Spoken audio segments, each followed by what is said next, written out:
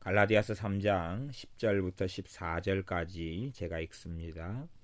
무릇 율법 행위에 속한 자들은 저주 아래에 있나니 기록된 바 누구든지 율법책에 기록된 대로 온갖 일을 항상 행하지 아니하는 자는 저주 아래에 있는 자라 하였습니다. 또 하나님 앞에서 아무나 율법으로 말미암아 의롭게 되지 못할 것이 분명하니 이는 의인이 믿음으로 살리라 하였음이니라. 율법은 믿음에서 난 것이 아니라 이를 행하는 자는 그 가운데서 살리라 하였느니라. 그리스도께서 우리를 위하여 저주를 받은 바 되사 율법의 저주에서 우리를 속량하셨으니 기록된 바 나무에 달린 자마다 저주 아래 있는 자라 하였습니다.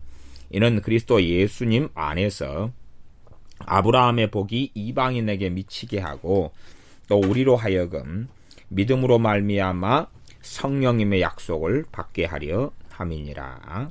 아멘. 3장 10절에 무릇 율법 행위에 속한 자들은 저주 아래에 있나니, 율법 행위에 속한 사람들은 저주 아래에 있나니, 그 이유는 무엇이냐? 그러면 기록된 바 누구든지 율법책에 기록된 대로 온갖 일을 그만 퍼펙트하게, 완벽하게, 모든 일을, 항상 온갖 일을, 모든 율법이에요. 모든 율법. 의식법만을 이야기하는 게 아니라 도덕법, 사회법, 국가법 하는 모든 것이, 물론 법 중에서 최고 지키기 어려운 것에 속하는 것 중에 중심은 도덕법입니다. 물론 의식도 결코 만만한 것은 아닙니다만은 도덕법 같은 경우는 사람의 마음까지도 이야기해 버리니까 10계명에서도 10번째 계명은 탐내지 말라 하는 것까지 되어져 버리기 때문에 그렇습니다. 사회법이나 국가법 같은 경우는 우리식으로 하면은 주차 위반하지 말라, 그렇게 했을 때는 벌금 낸다, 이런 것이죠. 남의 것을 도둑질했다, 뭐 어떻게 보상하고 배상해야 되느냐, 혹은 누가 예를 들어서 내 소 좀 맡아주소 그랬는데 내가 소를 그날 맡았는데 그냥 내가 소를 잘 못 맡아가지고 돌보지 않아가지고 소가 갑자기 독약을 먹고 죽어버렸다. 그러면 내가 배상을 해야 된다, 그 말이죠. 그거에 대해서 어떻게 할 것이냐. 그러니까 그런 부분에서 율법도 있어요. 사회법, 국가법.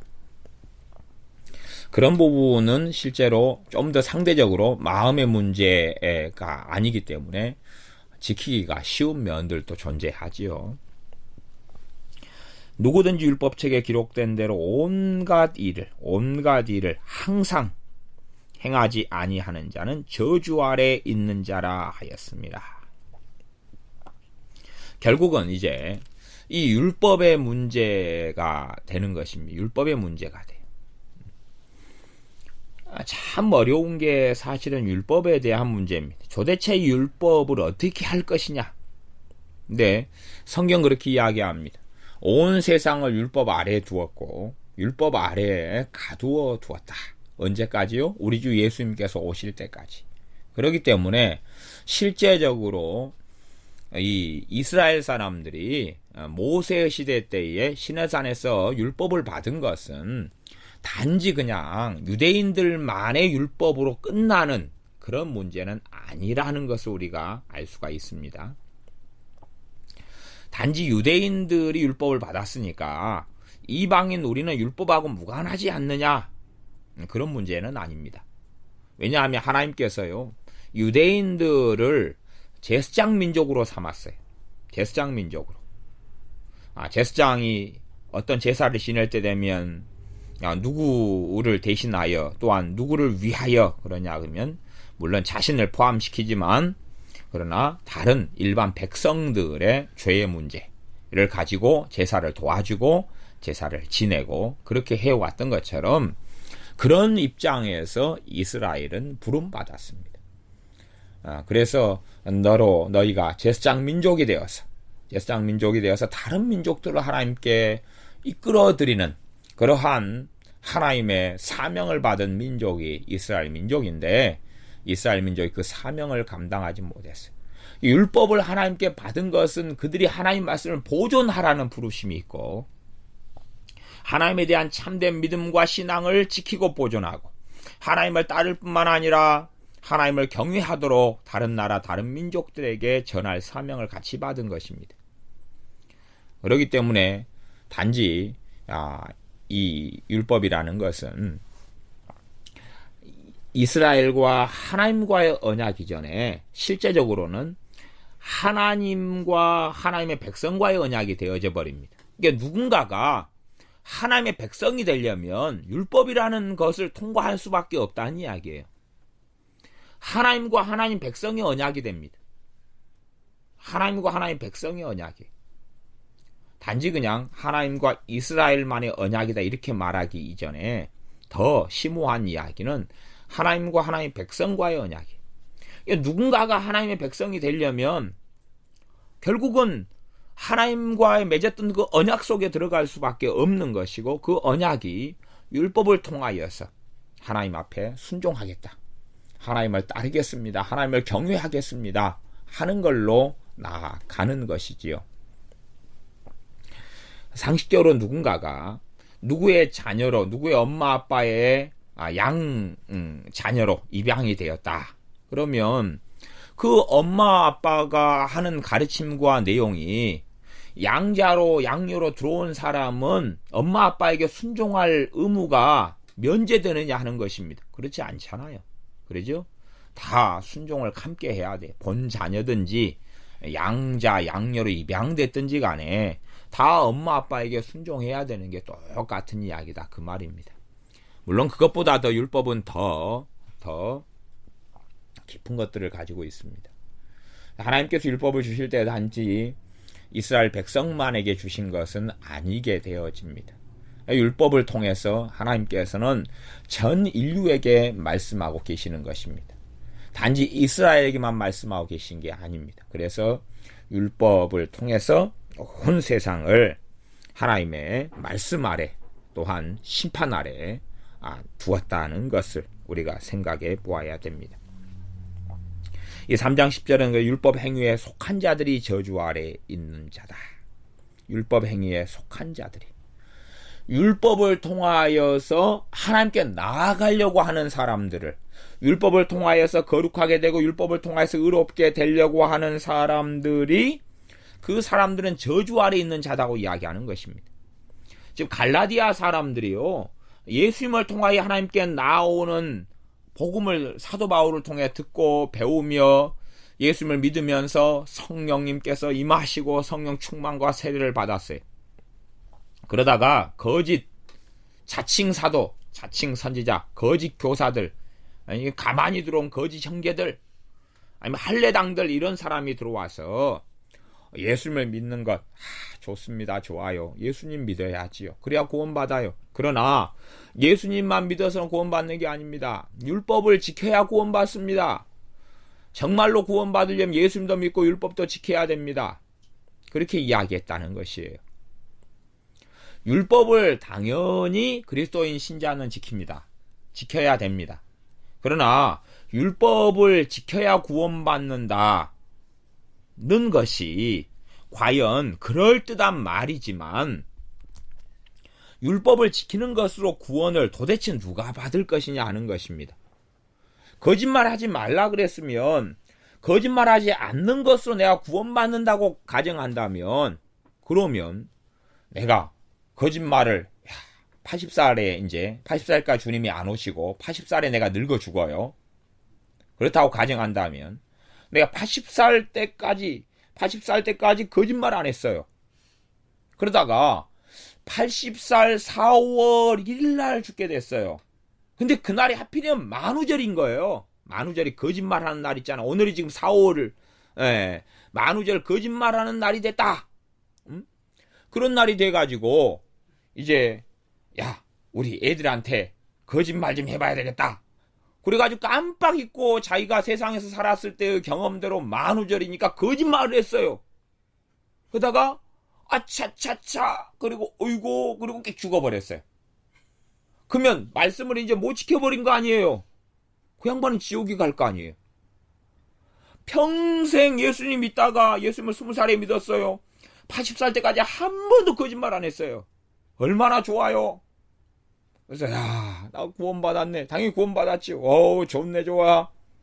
그러다가 하필이면 80살 되는 4월 1일 날 만우절이 걸려가지고 옛날 추억이 생각난 거예요. 자기 중고등학교 때의 추억.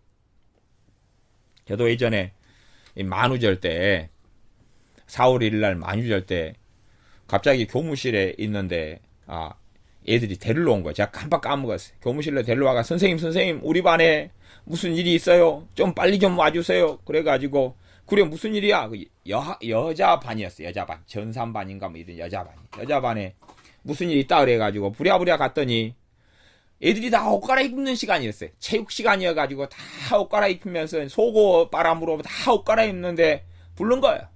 그러니까 이제 제가 들어오니까 애들이 놀라기보다는 막 이미 다 이 아이가 짜 맞춰진 모양이죠. 막 박수를 치는 거예요. 속옷 입고 책복 갈아입는 중에. 그래가지고 애들한테 당했잖아요.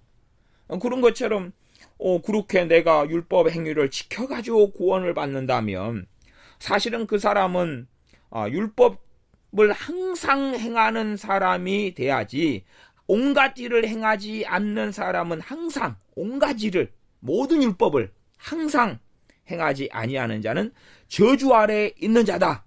그렇게 이제 말씀에 기록됐단 말이에요. 내가 항상 율법을 말씀대로 행하고 살지 않는다면 저주 아래 있기 때문에 저주 아래 있는 자가 어떻게 구원을 받느냐 하는 것입니다. 율법을 지켜야 되지만 율법을 지킴으로 구원받는 것이 아닙니다. 율법을 지켜야 되지만 율법을 지킴으로 구원받는 것이 아니에요. 그 율법을 지킴으로 퍼펙트하게 지킴으로 구원받는 길은 본래가 불가능한 길입니다. 사람이 죄인이 되고 죄가 이 땅에 들어온 다음에는 이게 불가능한 길입니다. 실제로 구약에 있는 사람들이라 할지라도 그 사람들 율법을 다 지킴으로 구원받지는 못했어요. 다 지킴으로 구원받는 것은 불가능한 것이 되었습니다. 그들이 구원받는다 그래도 은혜로 구원받아요. 이게 율법 속에가요. 정말로 율법이 어떤 면에서는 뭐라고 말할까요? 모양은 율법인데 실제로 은혜에 속한 것들이 은혜의 법들이 그 안에가 그대로 숨어 있어요. 제사를 통하여 하나님의 대속 용서를 받아 내가 죄지었는데 어린 양을 죽여요. 어린 양의 피를 흘려서 내가 하나님께 용서를 받아요. 그걸 단지 율법 안에 있는 율법이다 라고 말하는 걸 넘어서는 거단 말이에요. 하나님께서 희년의 법을 주어요. 50년마다 되는 해방의 해를 주어요. 그러면 그게 율법 안에 속한 하나님의 명령이지만 실상은 율법을 넘어서는 거지. 내가 노름해가지고 잃었던 집, 내가 대가를 치러야 되잖아요. 내가 노름해가지고 집을 팔아가지고 다 잃어버렸어요. 그러면 그건 영원히 내 집이 아닌데 희년이 되면 다시금 내 집으로 돌아온단 말이에요. 내가 잘못해서 또 보증을 잘못 써가지고 집 땅을 다 잃어버렸어요. 희년이 됐어요. 50년 만에 맞는 희년이 됐어요. 그러면 내가 보증 잘못 써서 잃었던 집과 땅이 다 돌아와요. 다시. 그게 희년이거든. 물론 이스라엘 백성들이 그 희년을 제대로 지키지 않고 순종하지 않은 그런 일은 있습니다. 실제로 성경에는 역대상인가 이런 경우는 그렇게 기록됩니다. 어떤 부분이 있냐 그러면 하나님께서 유월절을 말씀하시면서 모세 때의 율법을 통해서 유월절을 지키라 그랬어요. 지키라 그랬는데 실제로 이제 그때 어느 왕 때 유월절을 이때까지 지킨 왕이 없었다 그래요. 다윗도 그런 식의 유월절을 지키지 못했고 사사들도 지키지 못했다 그래요. 모세 이후로는 유월절을 어느 왕 때요? 요시야 왕인가? 그때야 유월절을 그때 성경이 발견돼서 그랬죠. 성경이 이제 성전에서 제사장이 성전을 수리하다가 율법책을 발견해요. 그래서 율법책을 읽으니까 유월절을 지키라고 나온 거야. 그 전에는 뭐 안 지켰어요. 하나님의 마음이 합한 사람 다윗이라도 퍼펙트한 사람이 아니에요. 유월절을 안 지켰단 말이에요. 유월절을 지켜도 아주 부분적으로 일 수밖에 없었어요. 그렇게 순종을 안 해왔던 삶이었다 그 말이에요. 그러다가 이제 요시야 왕 때인가 돼가지고는 유월절을 대대적으로 지켰어요. 그러니까 성경이 그걸 가지고 이야기해 버리는 거예요. 이때 모세 이후로는 유월절을 이리 제대로 지키질 않았는데 이 요시야 왕 때 대해서 율법을 지금 유월절을 제대로 이게 지금 전폭적으로 지켰다. 그렇게 칭찬을 사실은 한다 그런 말이죠.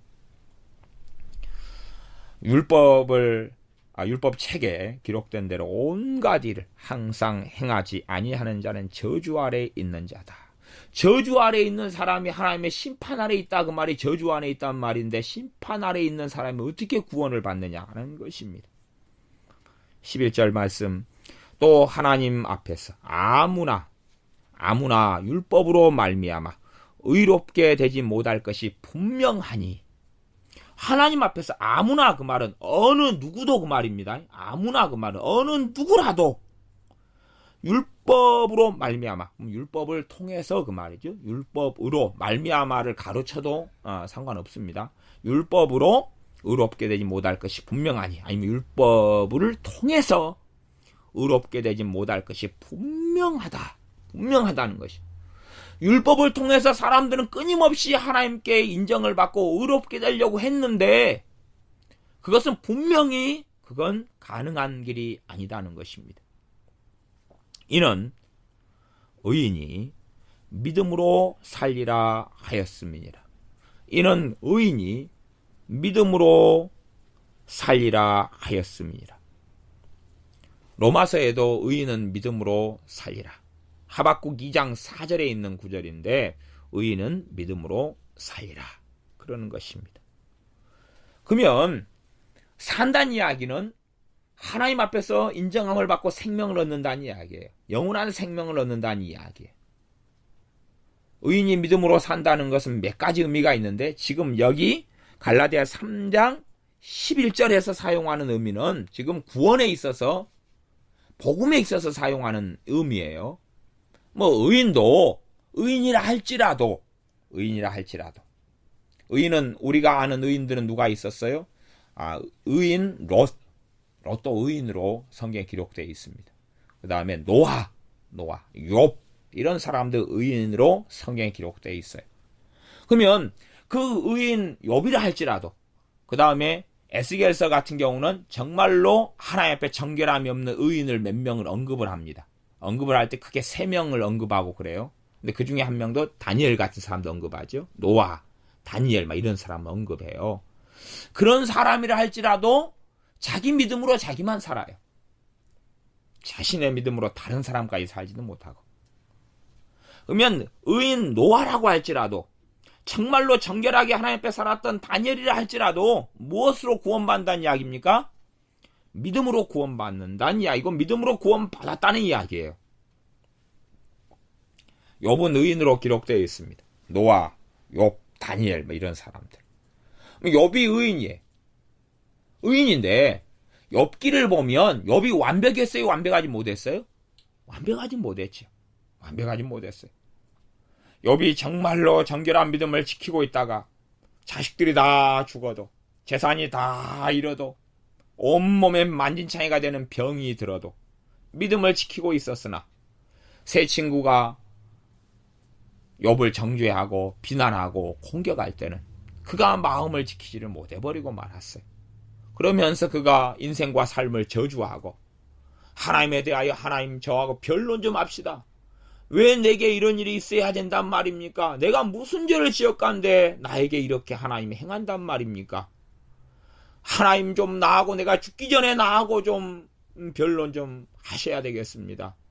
하면서 욥이 어리석은 길을 걸어가서 나중에 하나님께서 욥에게 나타나셔서 내가 하늘의 기초를 땅의 기초를 세울 때 너가 있었느냐? 내가 이런 일을 했는데 너가 이런 일을 할 수 있느냐? 그러면서 한참 하나님께서 욥을 책망하셨어요. 그때의 욥이 제가 정말로 어리석은 말을 했습니다. 유구무원입니다. 잘못했습니다. 그렇게 하나님 앞에 엎드렸던 것이 기록되어 있습니다. 과연 그 의로운 사람 의인 욥이라 할지라도 자신이 했던 그 의로운 삶을 통하여, 바른 삶을 통하여, 바르게 하나님을 경외하고 섬기는 삶을 통하여 구원받을 수 있느냐 하는 것입니다. 의인도 믿음을 통해서 살리라, 그 말은 믿음을 통해서 구원받는다는 이야기를 하고 있습니다. 의인도 믿음으로 말미암아 영생을 얻는다, 그런 이야기입니다. 그게 첫 번째 의미예요. 일반적으로 이제 우리가 적용할 수 있는 의인은 믿음으로 말미암아 살리라의 일반적인 이해와 해석도 있습니다. 일반적인 이해는 우리가 주님 앞에 살아가는 하나님의 자녀도 날마다 믿음을 통해서 하나님 앞에 살아가야 한다 하는 것은 일반적으로 우리가 적용할 수 있는 해석이지만, 이 갈라디아 3장 11절에 있는 것, 하박국 2장 4절에 있는 것, 또한 로마서도 복음을 이야기한다 그랬죠. 복음에서 이야기하는 것, 그 사람이 의인 욥이나 노아처럼 참 정결하고 하나님을 경외하는 삶을 사는 사람이라 할지라도, 그들이라 할지라도 믿음으로 말미암아 산다면, 그들이 아닌 죄인들은 과연 율법의 행위로 의롭다함을 어떻게 받을 수 있겠느냐 하는 것입니다. 최고로 하나님을 경외했던 사람들, 최고로 하나님을 섬겼던 사람들, 그런 사람들이라 할지라도 자기 행위로 하나님 앞에 설 수 없었다는 이야기입니다. 그들이 하나님을 경외했던 것을 통하여 하나님의 인정은 받았어요. 너가 옳다. 그래서 그것은 야고보서 말씀과 같이 맥락이 이어집니다. 그들이 아브라함이 행함으로도 의롭다함을 받은 것이 아니냐, 그런 것입니다. 그러나 아브라함이 행함을 통하여 의롭다함을 받았지만, 그것을 통하여 그 행함이 있었기 때문에 너가 구원받았어, 너에게 영생을 주겠다, 그런 것하고는 아니다, 그 말이에요. 노아가 정말로 하나님을 경외한 삶을 살았어요. 그렇기 때문에 의인 노아라 그랬다, 그 말이에요. 그러나 하나님을 경외했던 그 삶을 살아가지고 구원받은 건 아니에요. 노아라 할지라도 무엇을 통해서요? 믿음을 통해서 구원받은 것입니다. 히브리서 11장에는 노아가 어떻게 했다 그래요? 믿음을 통해서 방주를 예비했다 그러잖아요. 그렇죠? 믿음을 통해서 홍수가 나는 것에 대해서 경고하심을 받고, 그걸 믿은 것이, 믿으니까 그 믿음의 결과로 행동이 나타났던 것이에요. 믿음의 결과로 행동이 나타났던 것이. 씨앗이 살아있으면, 씨앗은 살아있는 씨가 떨어지면 뿌리가 나고 싹이 나는 것 아닙니까? 불이 살아있는 불이면 열이 나타나고 빛이 나타나고 뜨겁고 따뜻해지는 것이지요. 그것처럼 살아있는 믿음이냐의 문제지, 그것이 살아있는 믿음하고 그 다음에 행함이 열매로 나타나는 것이냐 하는 것을 잘 이해를 해야 됩니다. 관계성의 문제를요. 그래서 이는 의인이 믿음으로 살리라. 의인이 믿음으로 살리라. 그런 하나님의 사람들, 그런 의인들도 믿음으로 살았어요. 누구든지 간에 믿음을 통해서 구원받았다 하는 이야기입니다. 믿음을 통해서 구원받았다 하는 이야기고, 성경은 명백하게 밝혀버리고 있습니다. 그렇기 때문에 단지 그림자인 구약 성경만 봐가지고는 진실을 다 알 수가 없어요. 더군다나 우리 주님께서 이 성경이, 구약 성경, 이 성경이 곧 나에 대해서 말씀하는 바라 그랬어요. 그러나 주님 때의 유대인들은 전부 다 성경을 가리키는 서기관들, 바리새인들, 대제사장들, 제사장들이 극소수를 제외하고는 성경을 보지만, 그러나 그들이 성경 가운데서 주님을 만나고 주님을 발견한 것이 아니라는 사실입니다. 그들이 성경을 보고 듣고 읽었지만 성경을 통해서 예수님을 만난 게 아니에요. 신약 성경에서 명백히 밝혀버립니다. 주님께서 오셔서 밝혀요. 이 구약 성경이고 나에게 대해서 하는 말씀이다. 그때야 눈이 조금씩 뜨이기 시작하면서 구약 성경을 보면서 주님을 만날 수가 있는 것이. 유대인들처럼 구약 성경을 보면서 주님하고 무관해. 구약 성경을 보면서 율법 행위 속에만 도취돼서 들어가 버리고 많은 어리석음으로 귀결되지는 않는다는 이야기입니다. 그래서 명백하게 진리를 이야기합니다. 그것은 뭐냐 하면 3장 11절이죠. 하나님 앞에서 아무라도 어느 누구라도 율법으로 말미암아 의롭게 되지 못할 것이 분명하다. 아무라도. 그래서 아무라도에서 최고봉의 사람을 언급하고 있는 것입니다. 하박국 2장 4절에 있는 의인. 아무라도 그러니까 이제 그 죄인들 살인마를 언급해가지고 봐라. 이 살인마가 믿음으로 살리라 그러면 당연히 살인마는 율법 행위로는 하나님께 설 수가 없잖아요. 그렇지요? 그러니까 살인마는 믿음으로 사는 게 맞지. 살인마는 자랑할 것도 없고 드러낼 것도 없고 하나님께 인정받을 것도 없고 못된 일만 가득한 사람인데 율법 행위로는 불가능하지. 당연하게 그 길을 열어놓았네. 그러나 깨끗하고 정결하고 거룩하게 산 의인은 율법 행위로 살 수 있을 거야. 그렇게 생각할 수 있잖아요. 그래서 제시한 카드가 변론이 뭐냐 그러면 최고로 높은 의인들을 언급한 것이. 실제로 성경에서 의인이라고 언급된 사람들은 소수였어요. 소수였어요. 창세기 같은 거는 소수였어요. 그런데 그들이라 할지라도 또 나중에 에스겔서 같은 경우는 의인 욥, 의인 다니엘, 의인 노아 이렇게 막 언급되는데 이런 사람들이라 할지라도 자신의 율법 행위로서 살지 못한다. 자신의 율법 행위로서 하나님 앞에 살지 못한다. 자신의 율법 행위로서 구원받지 못한다. 그게 분명한 사실이다. 분명한 사실은 그 어느 누구라도 율법 행위로서 내 율법을 지킴으로 착하게 살고 거짓말 안 하고 선행을 하고 구제를 하고 봉사를 하고 제사를 지내고 정결의식을 행하고 할례를 받고 그런 여러 가지 것을 안식일을 준수하여 지키고 그런 것을 통하여서 구원받지 못한다는 사실입니다. 십계명으로 이야기하면 제4계명이 안식일을 기억하여 거룩히 지키라입니다. 율법이 십계명이 주어졌을 때의 안식일은 토요일이었습니다. 토요일. 그러면 어떤 사람이 안식일, 다른 계명에 다 없고 오직 하나의 계명만 있다고 가정을 한번 해보자고요. 안식일을 기억하여 거룩히 지키라는 하나의 계명만 있다. 그러면 그 계명 속에서 내가 안식일을 지켜가는데 과연 죽을 때까지 안식일을 정말로 정결하고 깨끗하게 지킬 수 있는 사람이 과연 얼마나 되겠느냐 하는 것입니다. 구약시대의 개념으로 안식일을 지킨다. 그러면 그 하루 24시간이죠. 24시간 안식일을 하나님만을 경외하고 지내면서 예배드리고 그러면서 하루를 지나는 것이 물론 그거 안에 이제 쉴 수도 있고 좀 잘 수도 있고 그러지요. 그러나 어떤 행위가 과연 안식일을 깨는 것이냐 깨뜨리는 것이냐에 대한 해석으로 들어가면 이건 굉장히 복잡한 이야기가 되어버립니다. 현 시대에 와서는 이제 한참 전에 율법이 너무 강조됐을 때는 극단적인 주일 성수가 가르쳐져 왔습니다. 극단적인 주일 성수요. 주일을 잘 지키고 하나님께 예배드리는 건 참 중요합니다. 극단적인 주일 성수는 주일날 돈 쓰는 것은 주일 성수 못하는 것이다 그랬어요. 제가 지금 그런 이야기가 옳다 틀리다 그런 것을 제가 이야기하려고 하는 게 아닙니다. 그만큼 주일 성수에 대한 것을 이야기할 때도 실제 생활로 들어가 버리면 아주 복잡한 일이 되어버립니다.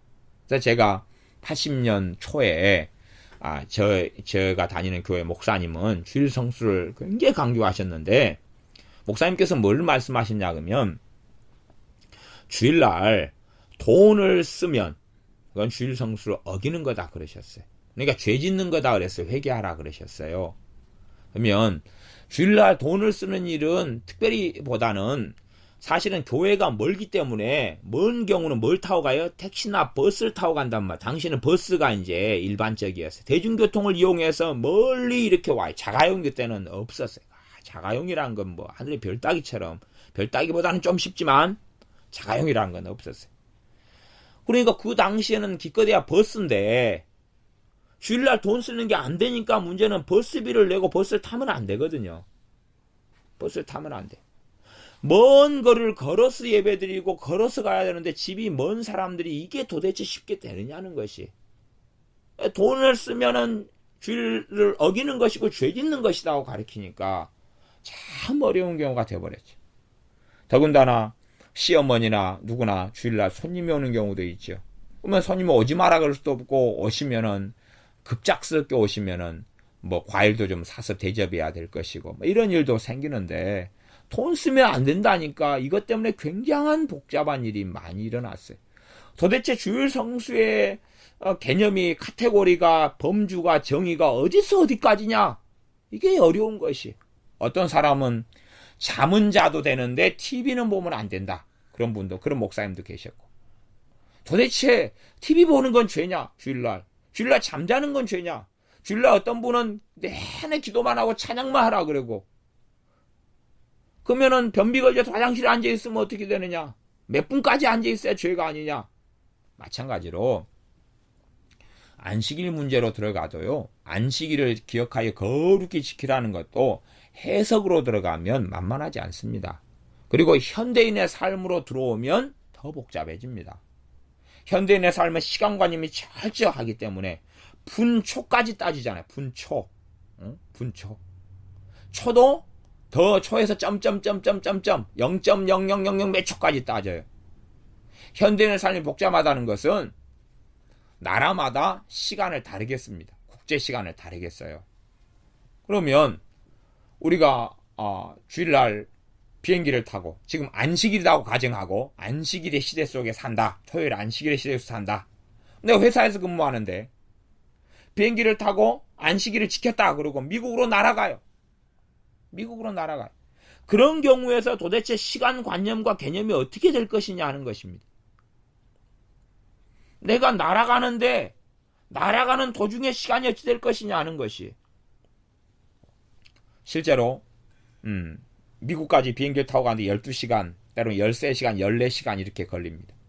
그러면 내가 아침에 시차가 이제 미국과 한국의 시차가 12시간, 13시간, 14시간 막 이래요. 13시간 주로 막 그렇다. 14시간이다, 13시간이다. 그러면 내가 비행기까지 미국까지 가는데도 한 12시간, 13시간 정도 걸려요. 비슷하게 걸려요.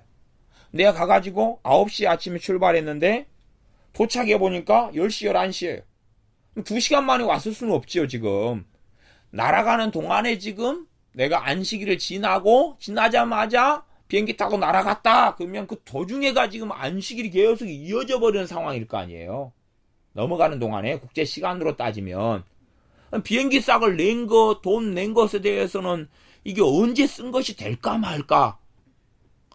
이 복잡한 문제가 돼버립니다. 나아가서는 이 안식일 준수도 사람들은 극단적으로 생각하니까 그렇지만 율법 시대에도 군인들은 있었을 거 아니에요. 군인들은 있었어요. 군인들은 계속하여 이스라엘의 군인들은 나라를 지켰죠. 국경선에서. 그 사람들은 안식일을 어떻게 할 것이냐는 거죠. 그들이 안식일을 어긴 것이냐 지킨 것이냐는 거죠. 안식일이 계속 이어져 오고 우리가 군인이다.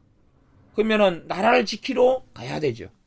안식일에는 보초를 안 선다 총 들고. 그럴 수 없는 거 아니에요. 경찰은 교대 근무하고 119 대원들, 소방서 직원들은 그런 교대 근무를 해요. 그럼 이 사람들의 안식일은, 그러면 믿는 사람들은 그런 경찰직 공무원이나 이런 걸 다 안 해야 되느냐? 안식일을 지켜가지고 구원받는다 그러면 도대체 누가 구원받을 수 있을 것이냐 하는 것입니다. 율법 행위를 통해 구원받으려고 하는 사람들 그런 어리석은 속에 들어갑니다. 우리는 나를 주님을 위하여 지키고 나를 통하여 나의 주인이 어느 나라의 주인이 주님이 되시도록 하는 것은 당연한 일이고 그러한 믿음의 여정을 걸어가야 됩니다. 그러나 어떤 나를 지킴으로 구원받는다. 안식일 하나의 계명만 있다 그래도 그것을 통하여 구원받는다 그러면 그 해석이 복잡해지고 삶이 복잡해질수록 그 조항들이 복잡해지면서 하나의 계명 안식일을 거룩히 지키라는 계명 하나만 있다고 가정할지라도 도대체 누가 구원받을 수 있겠느냐? 누가 구원받을 수 있겠느냐? 온갖 율법제에 기록된 대로 온갖 일을 항상 행하지 아니하는 자는 저주 아래 있는 자다. 저주 아래 있는 자다. 11절 아무나도 율법으로 말미암아 의롭게 되지 못할 것이 분명하다. 이런 의인이 믿음으로 살리라. 의인이라도 증거를 제시하는 거예요. 의인이라도 믿음으로 살리라. 그 말은 믿음으로 구원받는다 그 말입니다. 살리라 뜻이요. 의인은 그래서 신약성경 특별히 갈라디아서 같은 경우나 아니면은 로마서 같은 경우가 복음입니다. 그래서 복음을 설명해주는 정말로 귀한 말씀이 갈라디아서와 로마서, 히브리서도 그렇다 그랬어요.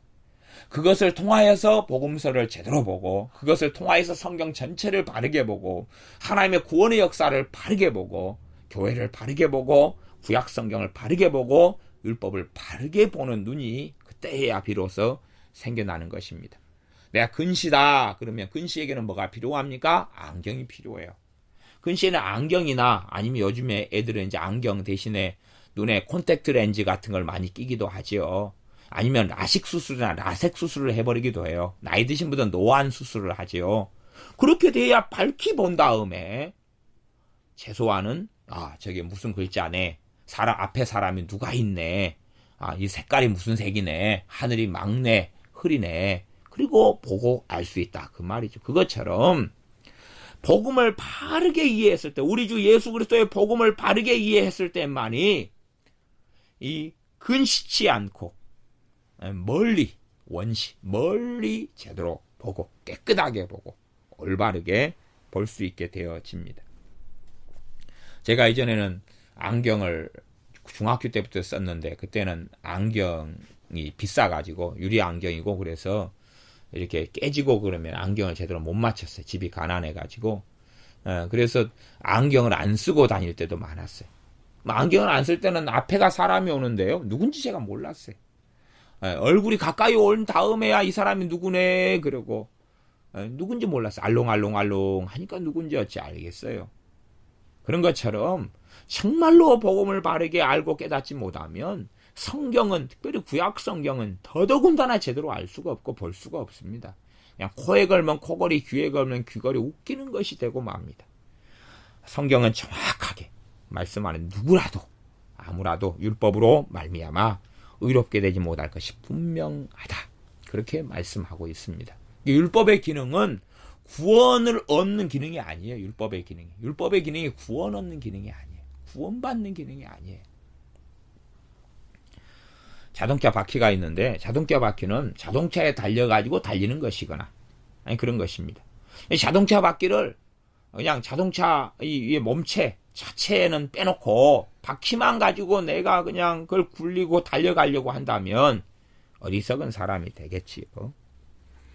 12절 갈라디아 3장 12절 율법은 믿음에서 난 것이 아니라 이를 행하는 자는 그 가운데서 살리라 하였느니라. 율법은 어디에서 난 것이 아니다고요? 믿음에서 난 것이 아니다는 이야기입니다. 율법하고 믿음은 난데가 틀려요. 난데가 틀려. 말하자면 용도가 틀리다 그 말입니다. 용도가 틀려요. 믿음 속에서 율법이 튀어나온 것이 아니다 그럽니다. 13절 그리스도께서 우리를 위하여 무엇을 받으셨어요? 저주를 받은 바 되사. 그러면 우리를 위하여, 우리란 이야기는 갈라디아 교회 교인들, 사도 바울이나 다 포함해서 우리라 그럽니다. 저주를 받았다 그 말은 이방인 사람들도 어디 안에 갇혀 있었다는 이야기입니까? 율법의 저주 아래 갇혀 있었다는 이야기. 그렇기 때문에 저주를 해방시켜 주셔야 되는데 하나님의 율법의 저주라는 것은요, 율법의 저주를 다 받아야 되지 모른다 해서 면제가 되는 것이 아닙니다. 사람들은 그렇게 생각해요. 우리 조상들이 예수님에 대해 듣지도 못했는데 그들은 어떻게 구원받나요? 그건 못 받아요. 주님의 복음에 대해서 몰랐다 그래도 면제가 되는 게 아닙니다. 이순신 장군 같은 사람들은 예수님을 몰랐을 텐데 어떻게 구원받나요? 그건 못 받아요. 그건 못 받아요. 모른다 해서 면제가 되는 게 아니에요. 율법의 저주, 율법을 모른다, 듣지는 못했습니다. 그런다 해서 율법의 저주를 안 받은 건 아니다 그 말입니다. 저주 아래 있는 사람이 구원받을 수 있는 길은 없습니다. 율법의 저주 안에 있다는 이야기는 하나님의 심판 아래 있어요. 심판 아래 있는데 어떻게 구원받습니까? 심판받아야지. 우리 주님께서 십자가에 달리신 그 깊은 것을 또다시 설명해 줍니다. 우리 주님의 십자가에 대해서, 십자가에 못 박히신 것에 대해서 또한 더 많은 베일을 열어서 비밀을 말씀해 주시는데 그 13절이죠. 그리스도께서 우리를 위하여 저주를 받은 바 되셨다. 십자가에 달리신 것은 저주를 받으신 것이다. 율법의 저주에서 우리를 속량하셨으니, 속량이라는 것은 건져냈다, 속죄했다, 구속했다, 구원했다는 말입니다. 구원이란 단어와 비슷한 단어라고 생각하시면 됩니다. 우리를 구원하셨으니, 율법의 저주에서 우리를 구원하셨으니, 속량하셨으니, 기록된 바 나무에 달린 자마다 저주 아래 있는 자라 하였음이라. 그렇게 말씀을 기록해놨어요. 나무에 달린 자마다 저주 아래 있는 자다 하는 성경은 신명기 21장 23절에 있는 말씀입니다. 신명기 21장 23절에는 나무 아래에 달린 자마다 저주 아래 있는 자다. 우리 주님께서는 나무에 달릴 이유가 없었어요. 저주 아래에 있을 필요가 없는 분, 저주하고는 아무 상관이 없는 분이 우리 주 예수님이신데, 우리 때문에 저주를 받으셔야 했기 때문에 우리 주 예수님께서 십자가에 달리셔서 저주 아래에 있게 되는 것은 필연이었다는 것입니다. 우리 주님의 죽으심이 왜 하필이면 십자가냐? 왜 하필이면 십자가냐?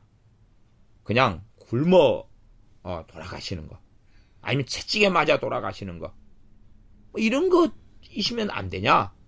우리 주님은 필연적으로 저주 아래서 돌아가셔야 되셨고, 왜냐하면 우리의 저주 문제를, 우리 율법의 저주에서 우리를 해방시켜 주셔야 했기 때문에 그렇습니다. 그렇기 때문에 갈라디아서 2장 20절은 그렇게 이야기하지요. 내가 그리스도와 함께 십자가에 못 박혔나니, 그런 것이. 내가 율법의 저주 속에 있습니다. 왜냐하면 나는 율법을 지키지 않고 살아왔고, 나는 온갖 율법을 항상 지키지 않고 살아왔고, 심지어 이방인인 우리는 율법이 무엇인지, 구약 성경이 무엇인지도 모른다, 그 말입니다.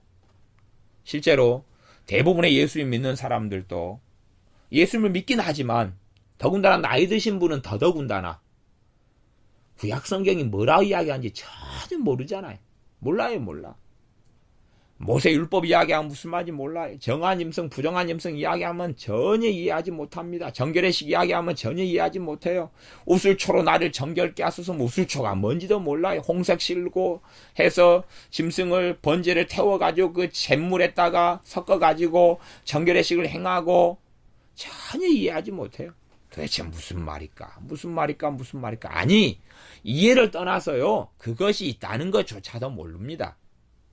구약에 있는 율법들은 무수한 것에 대하여 알지 자체를 못해요. 그런데 자신이 율법의 저주 아래에 있었다는 걸 어떻게 이해하겠어요? 아니면 율법 자체를 잘 모르는데 그걸 지키는 게 어떻게 가능하겠느냐, 그 말입니다. 우리가 온갖 율법을 지키려면 온갖 율법을 먼저 알아야 되겠죠. 안 다음에야 지키는 게 가능한데, 이게요, 어릴 때부터 유대인처럼 철저하게 교육을 받아도 율법을 지키는 건 어려워요. 율법의 핵심이 하나님 사랑과 이웃 사랑이고, 하나님 사랑의 핵심 중에 그 밑에 들어가면 우리 주 예수님에 대한 사랑이거든. 왜냐하면 하나님의 말씀이, 구약 성경이 율법을 포함해서 우리 주 예수님에 대하여 하시는 말씀이기 때문에 그러합니다. 예수님을 알지 못하고 예수님을 사랑하지 못한다. 그러면 율법을 제대로 알지 못하고 율법을 지키지 못하는 것이 되어져 버립니다. 그래서 모든 인류는 율법의 저주 아래 갇혀 있습니다. 자신이 인정하든지 인정하지 않든지, 알든지 모르든지 상관없이 율법의 저주에서 속량되어야 그 사람은 구원받습니다. 우리 주님께 십자가에 달리신 것은, 나무 십자가에 달린 것은 저주 속에 우리를 위한, 우리를 대신하여 저주를 받으셔야 했기 때문에 스스로 저주의 자리에 서셔서 거기에서 돌아가신 것입니다. 14절, 이는 그리스도 예수님 안에서 아브라함의 복이 이방인에게 미치게 하고, 아브라함의 복이 뭡니까? 믿음으로 살리라 하는 것이. 3장 7절, 믿음으로 말미암은 자들은 아브라함의 아들인 줄 알지어다. 3장 8절. 모든 이방이 너를 인하여 복을 받으리라. 3장 8절 상반절에는 하나님이 이방인들을 믿음으로 말미암아 의로 정하실 것을 성경이 미리 알고 아브라함에게 복음을 전하되, 아브라함이 믿음으로 의롭다 하심을 받았거든요. 그래서 너를 믿음의 조상이라 그렇게 하신 거지. 그래서 아브람인데 아브람을 하나님께서 어느 때에 이름을 바꾸어라. 아브라함으로 바꿔라. 아브라함의 의미는 열방의 아비라고. 열방의 아비라. 사레인데 사라로 바꿔라. 열방의 어미로 바꿔라. 왜? 사라도 믿음의 사람이었다고 히브리서 11장에 증거하고 있습니다. 그래서 그리스도 예수님 안에서 아브라함의 복이 이방인에게 미친다. 예수님 안에서 예수님을 믿는 믿음을 통하여 예수님 안에 거하게 됩니다. 그때 아브라함의 복의 가장 기본적인 복은 뭐예요? 의로 인정을 받아요. 의롭다, 옳다. 그게 첫 번째 아브라함의 복입니다. 하나님께 속한 자가 되어지고, 구원을 받게 되어지고, 그리고 이제 더 나아가서 하나님의 은혜 속에 들어가는 것이 되어지죠. 아브라함의 복이 이방인에게 미치게 하고, 또 우리로 하여금 믿음으로 말미암아 성령님의 약속을 받게 하려 함이니라. 믿음으로 말미암아 성령님의 약속을 받는다. 성령님의 약속보다는 좀 말이 좀 바꾸어야지 맞겠죠. 성령님의 약속보다는 우리가 이야기는 너희 아버지 약속하신 성령님을 기다리라. 그랬으니까 성령님의 약속, 성령님을 받을 약속, 그렇게 해도 우리가 이해할 수 있겠고, 아니면 약속 대신 성령님, 그렇게 이해할 수도 있겠고, 약속의 성령님이라는 것이, 성령의 약속이라는 게 무엇이냐 하는 것, 일반적으로 성경 전체적인 문맥으로 하면, 지금 갈라디아서 3장 2절로도 이야기한다면, 내가 너희에게 다만 이것을 알려 하노니 너희가 성령님을 받은 것은 율법의 행위로냐 듣고 믿음으로냐. 그 다음에 성령님을 보내시겠다는 약속은 누가 하셨어요? 우리 주님이 하셨어요. 약속하신 성령님을 너희가 예루살렘을 떠나지 말고 기다리라 말씀하셨고, 내가 보혜사 성령님을 보내겠다 약속하셨어요. 이게 약속의 성령, 성령님의 약속의 성령님, 성령님의 약속은 무엇이냐? 믿는 사람들에게 믿음을 통하여, 믿음으로 말미암아 누가 임하셔요? 성령님이 임하셔요. 성령님을 받는다는 것이. 사도행전 2장 같은 데는 사도 베드로가 그렇게 말씀합니다. 우리가 지금 보고 듣는 것이 이게 뭐냐? 유대인들이 그렇게 하니까 뭐라고 이야기하냐 그러면 2장 38절에는 베드로가 가로되 너희가 회개하여 각각 예수 그리스도의 이름으로 세례를 받고 주의 사함을 얻으라. 그리하면 성령님을 선물로 받으리니 이 약속은 너희와 너희 자녀와 모든 먼데 사람 곧 주 우리 하나님이 얼마든지 부르시는 자들에게 하신 것이라. 이게 이 약속은 예수님을 믿고 영접하고 세례받으면 약속하신 누구를 주신다고요? 성령을 주신다는 약속은 너희와 너희 자녀와 너희 먼데 사람 곧 주 우리 하나님이 얼마든지 부르시는 자들에게 하신 것이라. 성령을 통하여 사도 베드로는 2장에서 이렇게 설교합니다. 하지만 실제로는 이방인들에게 복음을 안 전하죠. 그러니까 성령의 역사로 바른 애언적인 메시지는 전하지만 자신도 아직 이럴 때도 다 이해하지 못하고 있는 하나님의 구원의 계획이고 하나님의 뜻에 대한 것을 다 이해하지 못한 것이죠. 어쨌든 그래서 성령님을 선물로 받으리니 이 약속은 너희와 너희 자녀와, 그렇게 말하면서 약속의 성령이 무엇인지를 우리가 이해할 수가 있습니다. 3장 14절 갈라디아서 믿음으로 말미암아 성령의 약속을 받게 하려 함이라. 모든 이방 사람이든 누구든지 간에 믿음을 통하여 약속하신 성령님을 받는다는 약속하신 성령. 요엘서 2장에 이야기하는 약속하신 성령님이 믿음을 통하여 그에게 임한다는 사실입니다.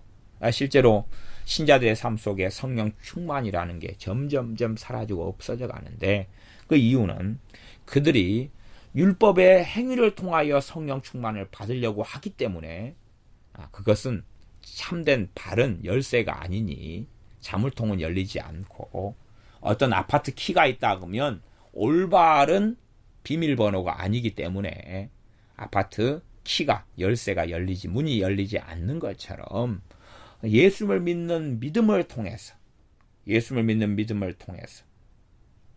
성령님께서 임하시고, 그 임하시는 건 처음만이 아니라 우리가 주님 앞에 설 때까지, 주님이 오실 때까지 믿음을 통해서 약속하신 성령님의 약속, 임하시는 성령님, 충만케 하시는 성령님이 나타나는 것입니다.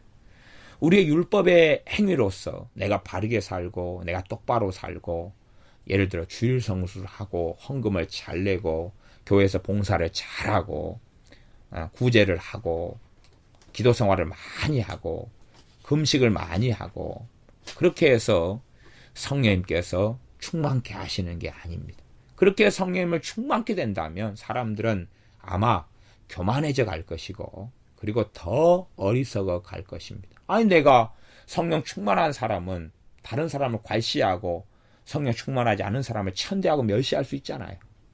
내가 성령 충만 받았네, 니는 성령 충만 못한 거, 당신은 못한 거 보니까 당신은 정말 못되게 사는구만. 나는 너무 거룩하고 나는 너무 깨끗하게 살기 때문에 나는 성령 충만 받은 거야. 정말 우습게 되겠지요. 그래서 어떤 어리석은 사람들은 성령 충만을 자기가 받으면서 그 성령 충만을 신속하게 까먹기도 합니다. 그 성령님의 역사를 왜 신속하게 까먹고 소멸해버리느냐. 그것을 자신의 정결한 행위, 자신의 거룩한 행위, 자신이 잘나서, 자신이 똑바르기 때문에 이렇게 생각하는 사람들은 신속하게 성령님의 충만하심이 사라져버리고 맙니다. 또 어떤 사람들은 성령님의 은사를 받습니다. 성령님의 은사를 받는데 그 성령님의 은사를 자신이 거룩하기 때문에, 자신이 정결하기 때문에, 자신이 바르기 때문에 그렇게 받았다고 착각하고 자랑하고 교만하면서 그 성령님의 은사, 성령님의 기름 부으심을 신속히 소멸해버리고 맙니다.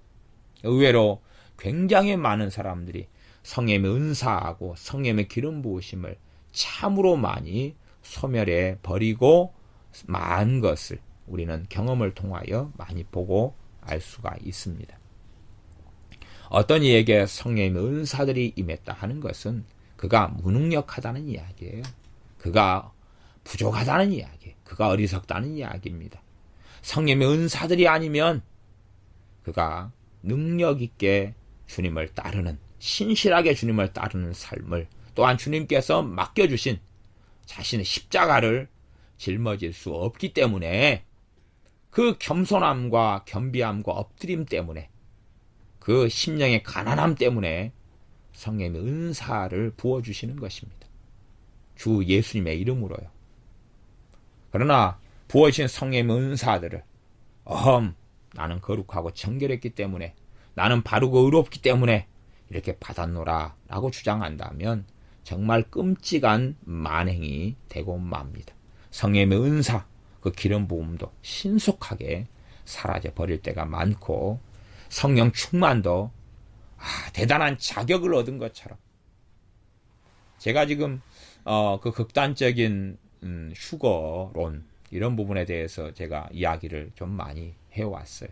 왜냐하면 이 휴거 신앙으로 흘러갈수록 완전 성화론, 행위구원론으로 흘러가 버리는, 물론 모든 사람들이 그렇다는 이야기는 아닙니다. 주님의 재림을 기다리고 휴거를 사모하는 사람들 가운데 올바르게 믿는 사람들도 있어요. 그러나 유감스럽게 또한 많은 사람들은 내가 성령 충만하면 휴거돼, 그까지는 이제 어느 정도 인정할 수 있다고 가정한다고 치더라도 자신의 성령 충만을 어디에 기인하는 걸로 생각하냐면 율법의 행위에 기인하는 걸로 생각한다면, 내가 산상순을 지키기 때문에 성령 충만 받았어, 나는 거룩하고 정결하게 살기 때문에 성령 충만 받았어. 이미 그 사람은 성경에서 이야기하는 성령님의 역사에 대해서 모르는 것입니다. 제가 그래도 꽤 우리가 말씀을 잘 배울 수 있는 현 시대의 성경 교사를 저한테 누가 추천을 해달라 그러면 저는 존 비비어 목사님 정도는 참 균형을 이루고 추천할 만하다. 그렇게 저는 보아집니다. 최근에는 제가 아직 존 비비어 목사님 책 중에서 아직 안 사본 책이 존 비비어의 성령님 두란노에서 나왔던가 그런 책을 제가 안 사보아서 지금 주문해 놓았는데요. 그런 책에서는 아마 성령님에 대한 바른 것들을 어느 정도 이야기하지 않을까 싶어져요. 물론 저는 지금까지 성령님에 관한 어떤 성령론에 대한 책은 거의 다 사서 읽어보거나 아니면 다 읽지는 못해도 소장하고 있거나 그런데 얼마나 성령님에 대한 이해가 잘못된 경우가 많은지 몰라요. 성령 충만 같은 경우도 내가 무능력하기 때문에 성령 충만이 임하는데 내가 죄가 많기 때문에 죄를 이기게 하기 위하여 도우시는 성령의 역사가 성령 충만인데 내가 정결하고 거룩한 표시로 생각하는 성령 충만. 내가 무능력하기 때문에 내가 재능이 없고 능력도 없고 내가 가난하고 멸시받는 자고 천대받는 자기 때문에 하나님의 권능으로 살도록 성령님의 은사와 충만하심이 임하는데 어리석은 사람들은 자신의 거룩함에 이유가 있다고 자신이 정결하기 때문에 자신이 바르기 때문에 깨끗하기 때문에 그렇게 생각한다면 얼마나 교만해지겠느냐 하는 것입니다. 그럼 거꾸로 생각해 보세요. 이제 얼마나 질문 자체가 잘못됐는지 생각 자체가 잘못됐는지 잘 생각해 보아야 됩니다. 성령 충만한 사람이 휴거된다. 그것 자체가 틀린 말도 아니고 옳은 말도 아닙니다. 제가 지금 전하는 걸 잘 이해를 하셔야 됩니다. 성령 충만은 거룩한 사람에게 주시는 게 아니에요. 물론 거룩하고 정결한 사람이 성령 충만할 수 있어요. 봐보세요. 죄가 많은 사람에게 성령 충만이 임하지요. 무엇을 통해서요? 예수를 믿는 믿음을 통해서요. 갈라디아 교회들이 그랬던 것처럼 갈라디아 교회들 너희가 믿을 때에 성령님이 임하셨던 것처럼 너희가 성령님을 받은 것은 갈라디아 3장 2절에 율법의 행위로냐 듣고 믿음으로냐. 믿음을 통해 성령님이 임하셔서 갈라디아 교회 신자들이 바르게 믿은 사람들은 성령 충만의 결과로 점점 주님을 따르는 길을 걸어갔다는 이야기입니다. 계속 성령 충만을 유지하는 한은 점점 거룩해져 가고 점점 하나님의 뜻을 이해하고 알게 되고 순종하게 되는 걸음을 걸어갔지요. 그러니 어떤 사람들은 성령 충만을 오래 유지해 오는 사람들은 영적으로 성장했고 성숙했고 결과론적으로 이야기한다면 성령 충만한데 정말로 주님을 닮았다.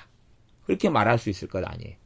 그러나 어떤 초신자는 성령 충만하지만 주님을 닮았어요? 못 닮았어요? 초신자는 성령 충만해도 주님을 안 닮았어요. 그걸 아셔야 돼요. 초신자는 성령 충만이 있어도 죄가 너무 많고 말씀도 아직도 성경도 모르고 진리도 모르고 단지 예수님만 알 뿐인 성령 충만을 받은 사람들도 많이 있어요. 성령 충만이 오래 되어질수록 성령의 능력을 통해 도우심을 통해서 거룩해져 가는 것이에요. 물론 내가 어느 정도 거룩해졌다. 나는 성령 충만을 한 10년 동안 5년 동안 성령 충만해서 나는 많이 변화됐어. 그래가지고요 성령 충만을 까먹잖아요. 옛 본성이 그대로 다 살아나는 것이 그대로 다 살아나요. 그래도 옛날에 성령 충만 막 이렇게 살다가 그러다가 이제 나는 이 정도면 되었어. 난 정말 많이 변화됐네. 그렇게 이제 제가 마음을 먹었어요. 그랬더니 성령님의 도우심과 역사가 딱 스톱을 해버리시는 거예요. 성령님께서 저한테 역사하시는 것을 스톱을 해버리시는 거예요. 그랬더니 나는 이제 분노에서 어느 정도 자유로워. 나는 혈기에서 성길 부는 데서 자유로워. 나는 막 조급함과 성급함에서 자유로워. 아니면 나 기도 생활을 잘해. 하루에 3시간씩 나는 기도하고 살아가. 그랬는데 깡그리 무너지는 거예요. 성령의 역사를 스톱해 주시는데 그게 제게는 은혜였어요. 왜? 안 그랬으면 교만해져 갔을 거거든요. 성령 역사 스톱하니까 과거의 내 본성이 그대로 살아나요. 그대로 분노가 그대로 짜증이 그대로 조급함과 성급함이 그대로 나타나요. 성령 충만의 비결은 정말로 겸손함이구나. 심령이 가난한 것이 성령 충만의 비결이구나. 내가 잘나서 성령 충만 받는 게 아니었구나. 그리고 내가 변화됐다고 아무리 주장해도 성령님께서 내게 떠나시면 나는 정말로 그리스도인으로 주님을 따르는 삶을 사는 게 불가능하구나 하는 것을 제 인생의 여정 속에서 여러 차례를 주님은 제게 보여주셨습니다. 꼭 제게 느껴지기로는 성령님께서 그래 너 해봐. 그리고 탁 뒷짐을 지고 물러나시는 것처럼 제게 여겨졌을 때가 여러 차례가 있었어요. 너 해봐라. 제가 막 열심히 기도하고 청년회 때 막 90년 초 막 청년회 때 막 뜨겁고 이럴 때에 여러 차례 한 해 한두 번 막 그 다음 해에도 또 제 마음에 그런 마음들이 있었어요. 제가 대학생활 할 때 대부분 이제 장학금을 전액 장학금을 많이 받고 이렇게 다녔는데 그러니까 이제 학교 영수증이 나올 때는 참 그런 것이 막 행복했어요. 영원이어가지고 그것만 이제 그 등록금을 수납하는 데가 도장만 찍으면 돼. 도장만 찍으면 다 그렇게 학기를 등록하는 거예요. 근데 어떨 때는요, 주님의 도우심으로 제가 이렇게 전액장학금을 받고 막 그랬는데 어떨 때는 제가 볼 때 너무나 그 시험을 제가 잘 본 거예요. 기말고사, 중간고사나 시험과 리포트를 관리를 잘 해가지고 제가 그렇게 해서 하나님께 기도한 적이 있어요. 하나님, 이번에는 하나님 안 도와주셔도 성격이 참 잘 나오게 생겼습니다. 그래가지고 나중 껍질을 뒤집어 까니까 성격이 엉망인 거예요. 제가 그렇게 교만한 기도를 대학생활 동안에 2번 했어요. 2번. 왜 그렇게 됐는지를 모르겠어요. 근데 어떨 때는 너무 성격이 안 좋아요. 제가 보기에. 아고 주님께 엎드리고 기도하고 주님 큰일입니다. 전액장학금 안 받으면 대학을 못 다니는데 이렇게 형편이 그런데 이게 성격이 이렇게 이게 전액장학금이 안 될 것 같아요. 주님 어쩌면 좋아요. 그랬더니 주님께서 이리저리 도와주셔가지고 껍질을 다 여니까 전액이, 껍질 여니까 전액이. 그래가지고 산 주제에 어느 때 되니까 제 마음에 교만함이 딱 들어와서 내가 잘나서 내가 전액장학금을 받아왔던 것처럼 시험이 문제가 너무 쉽고 중간고사, 기말고사 너무 쉬우니까 제가 하나님 이번에는 안 도와주셔도 성격 잘 나옵니다. 그렇게 한번 그래가 사고 쳤어요. 전액장학금 못 받아 그랬어요. 장학금은 받았는데 당연히 전액을 못 받았어요. 그래갖고 막 쪼들리고 힘들게 되었어요. 그래가지고 어쨌든 넘어갔는데 다음에 돼가지고 또 사고를 쳤어요. 또 그랬어요. 그래서 제게 교만한 본성이 이렇게 많고 강하구나. 14절 말씀 한 번 더 읽고 말씀을 마무리하겠습니다. 그래서 아브라함의 복이 예수님 안에서, 그리스도 예수님 안에서 이방에 내게 미치게 하고 또 우리로 하여금 믿음으로 말미암아 성령님의 약속을 받게 하라. 믿음을 통하여 뭘 받습니까? 성령님께서 임하시고 성령 충만을 받아. 믿음을 통하여. 그래서 3장 2절에서 이야기했던 반복입니다. 무엇을 변호하려고 그래요? 복음을 하려고 합니다. 믿음으로 얻는 의에 대한 증명을 다시 하고 있는 것입니다. 믿음으로 의롭다 하심을 받으니까, 믿음으로 하나님의 자녀가 되니까, 믿음으로 자녀된 사람에겐 누가 임하시는 겁니까? 성령이 임하시는 것입니다. 성령님이. 믿음이 충만할수록 내 율법의 행위 속에서 성령이 임하시는 게 아니에요. 율법의 행위가 있어야 돼요. 율법의 행위가 있어야 구원받는다는 게 아니라요. 율법의 행위라는 건 하나님을 기쁘게 하는 삶이잖아요. 하나님의 뜻이 율법으로 계시됐고, 하나님의 뜻이 하나님을 거룩히 하라, 하나님을 사랑하라, 이웃을 사랑하라, 온 율법과 선지자의 강령이 이것이다. 주님께서 말씀하셨던 것처럼 그런 율법이 어떻게 폐해졌냐? 그 말이 폐해지지 않았거든요. 그대로예요. 시편 119편 강해의 설교를 지금 때때마다 해오는데 지금 아마 한 4개월째 119편이 170 몇 절까지 있잖아요. 언제 기니까 4개월에 지금 걸쳐서 시편 119편 말씀을 전하고 있어요.